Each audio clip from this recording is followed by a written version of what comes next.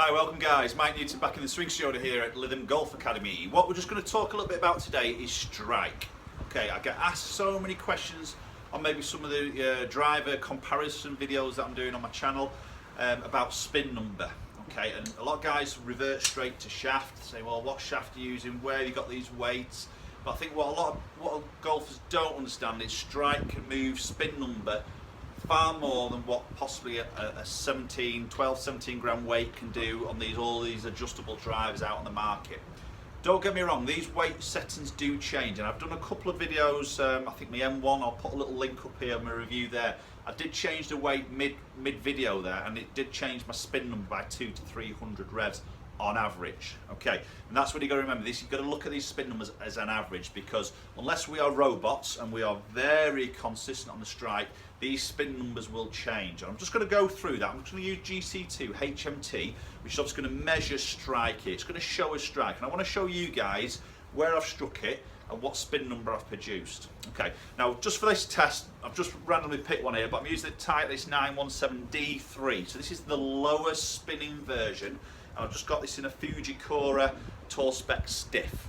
Okay, so it's just set quite neutral, but we're really going to focus on strike here and backspin. Okay, so I'm just going to hit a shot first, and then we'll come back and have a look at that spin number. We'll see where he struck it and look at the spin number and what it's produced. Okay, so just going to give you a quick replay of that shot. It felt a really good strike there, actually. I sort of said it felt a little bit high, but I think it felt pretty solid, to be honest. So I'm just going to press play here. This was the actual ball flight, so just a bit pushy there, but a very straight flight. There wasn't any real curvature on the golf ball. Okay, so it was quite a good solid hit. It was getting out at, just short of 300 there.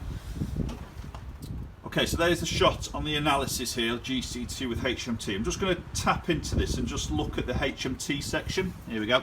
So there we can see the strike, really good strike there, just slightly toe side of central there. You know, very sort of solid golf strike there, which is really good. So just look at the path there, slightly into out, just left the face a little bit open there, quite neutral to the path, so that's where the ball just went obviously a little bit to the right of target. But what we're going to really look at is strike and how that affects backspin. So that particular strike there, I'm hitting 2.9 on the up.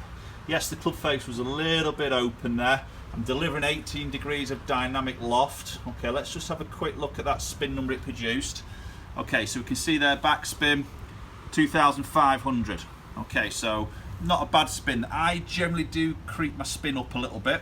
Okay, so that's not a bad number for me, but that's from a central strike.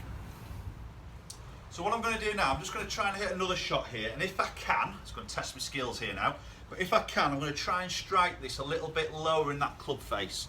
Okay, so I'm going to try and catch it underneath the centre of the CG in the head. Okay, hopefully we can just see what that does to affect the spin number here. So let's give this one a go.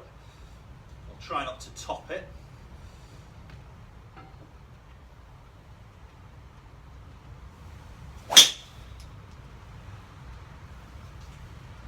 Yeah, quite a nice sort of ball flight there. Did come out lower, did feel lower in the face. Okay, and that one finished up at 278. So I'm 21 yards less distance there. Okay, so let's have a look at strike and see the numbers.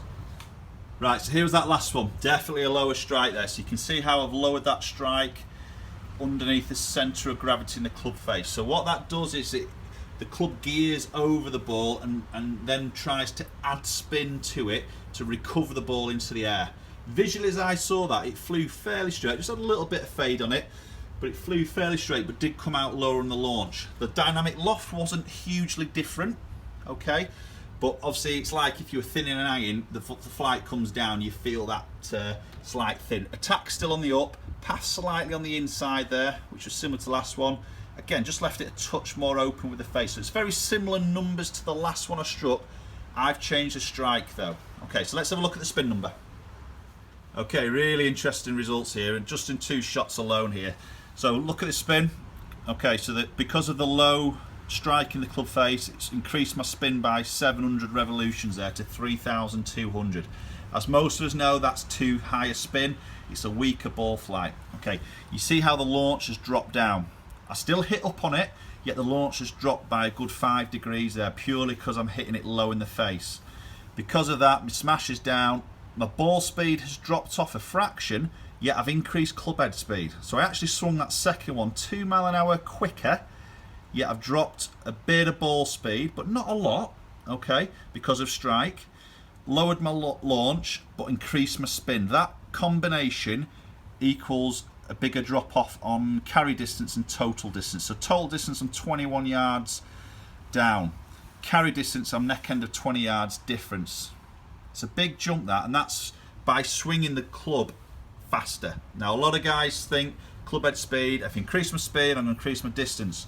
Not at all. Strike is playing a huge part of it because it affects the ball speed, affects the launch, affects the spin, and a byproduct of that, this suffers. It's as simple as that, guys. I've not changed the club, I've not changed the shaft, I've not changed the loft, the neck setting, anything like that.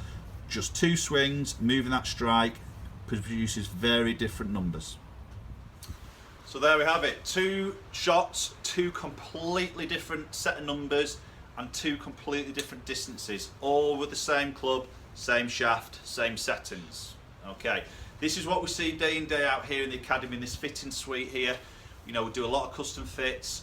We do weigh in strike into these results. You've got to. Okay, if you're going for a fitting out there, you need to go to somebody who's got a launch monitor. If it's GC2, they need to have HMT. They've got to be measuring strike. Okay, if they haven't got that, then they should be using some form of foot spray or face impact tape to measure strike. You've got to weigh that into the equation of how that affects your numbers. Okay, again, I've been getting a lot of comments on my videos. Some days my strike's quite good, I get some really low numbers, or my averages are in the right area. Next day, same club, it's me, my performance is changing.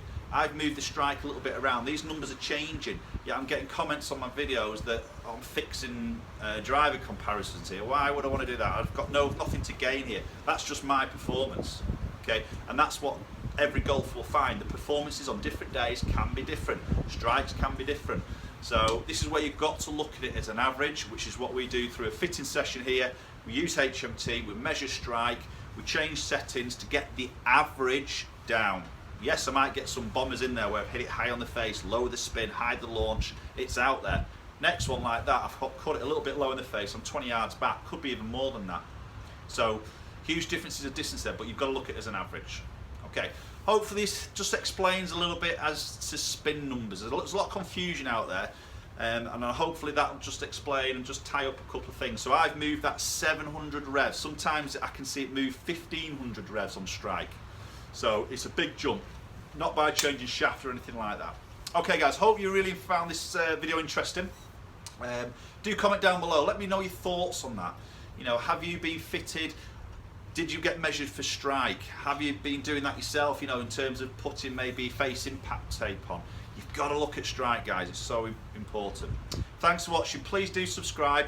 If you do so, you'll get notified any future videos. Hopefully we'll catch up very soon, and hopefully we'll see some of you down here at Lytham Golf Academy. Thanks for watching, guys, see you soon.